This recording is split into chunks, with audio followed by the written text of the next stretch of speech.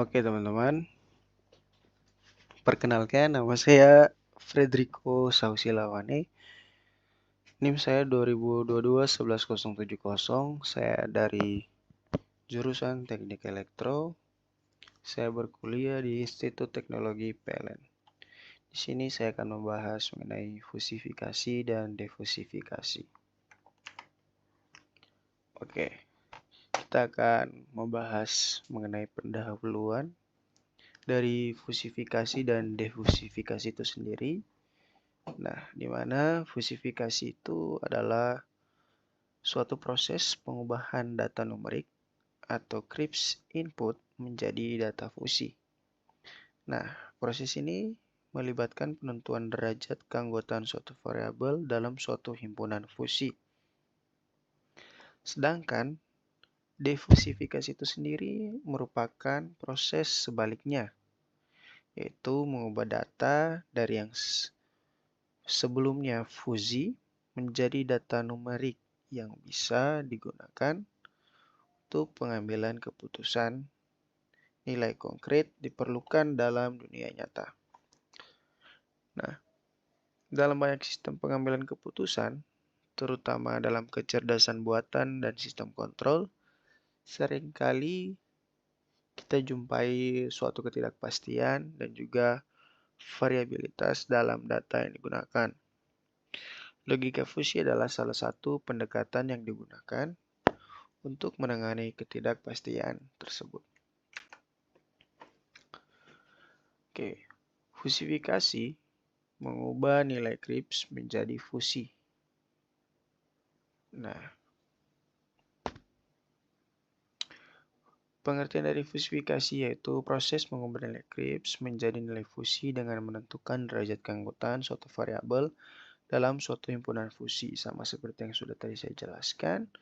Nah, berikut merupakan fungsi keanggotaan adalah kurva yang menunjukkan bagaimana setiap nilai input dipetakan ke dalam rentang 0 hingga 1. Contohnya fungsi segitiga, trapesium, Gaussian, dan sigmoid. Nah, untuk contoh pengaplikasiannya itu sendiri seperti kita ingin mengkategorikan suhu udara ke dalam 3 kategori. Misalnya ada dingin, normal, dan panas. Nah, nilai keanggotaan dihitung berdasarkan fungsi keanggotaan. Oke, kita lanjut ke slide berikutnya. Oke, berikut ini adalah defusifikasi, yaitu mengubah fusi menjadi CRISP. Nah, pengertiannya itu sendiri, defusifikasi adalah proses mengubah nilai fusi menjadi nilai CRISP atau numerik yang dapat digunakan untuk pengambilan keputusan. Nah, tujuan dari proses defusifikasi ini sendiri yaitu karena sistem fusi bekerja dengan nilai fusi. Sedangkan dalam dunia nyata, kita membutuhkan nilai konkret. Nah, untuk contoh dari fusifikasi itu sendiri, misalkan kita ingin menentukan suhu udara berdasarkan derajat keanggotaan. Oke, kita dapat melihat contohnya pada slide-nya yang bagian bawah.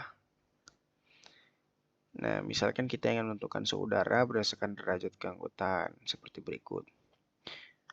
Dari dingin 20 derajat Celcius menjadi 0,2 dan seterusnya. Nah, proses ini mengubah nilai fusi menjadi nilai yang dapat digunakan. Oke, lanjut.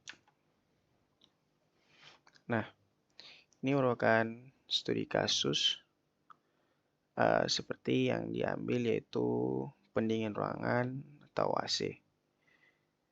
Nah, fusifikasi. Jika suhunya di bawah dari 20 derajat, yaitu dia akan tertampil dingin. Dan jika suhu 20-30 derajat itu normal dan lebih daripada 30 derajat, itu panas. Nah, untuk aturan fusi itu sendiri, jika dingin, maka kecepatan kipas rendah. 30%.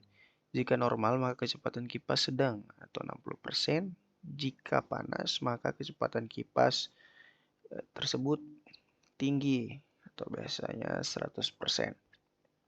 Nah, misalkan kita ingin membuat sistem otomatis untuk mengatur suhu AC berdasarkan suhu ruangan, maka variabel input suhu ruangan dalam derajat Celcius dan variabel output kecepatan kipas AC dalam persen.